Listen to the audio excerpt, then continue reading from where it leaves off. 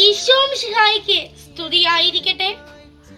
ഈശോ കുരിശിൽ കിടന്നുകൊണ്ട് പറഞ്ഞ 7 ജീവമൊഴികൾ.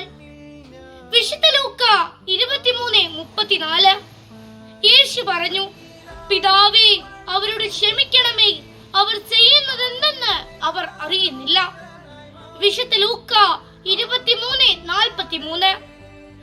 യേശു അവനോട് അരുളി ചെയ്തു, സത്യമായി ഞാൻ നിന്നോട് പറയുന്നു, നീ ഇന്ന് എന്നോട് കൂടി പർദീസായിൽ ആയിരിക്കും.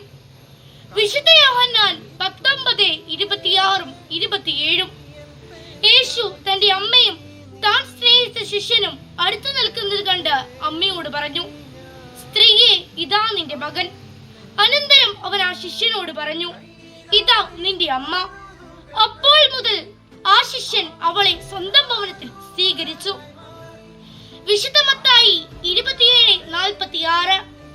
ഏകദേശം 9-ാം മണിക്കൂറായപ്പോൾ യേശു ഉച്ചത്തിൽ നിലവിളിച്ചു, ഏലി ഏലി ലമാ സബക്താനി.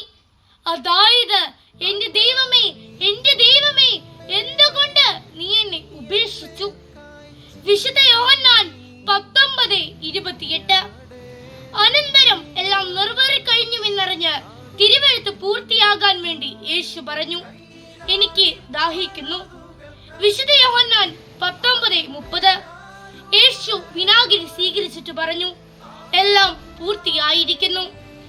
വിശുദ്ധ ലൂക്ക 23:46. യേശു ഉച്ചത്തിൽ നിലവിളിച്ച് പറഞ്ഞു, പിതാവേ, അങ്ങയുടെ കരങ്ങളിൽ എന്റെ ആത്മാവിനെ ഞാൻ സമർപ്പിക്കുന്നു. ഇത് പറഞ്ഞ് അവൻ ജീവൻ വെടിഞ്ഞു. ആമേൻ.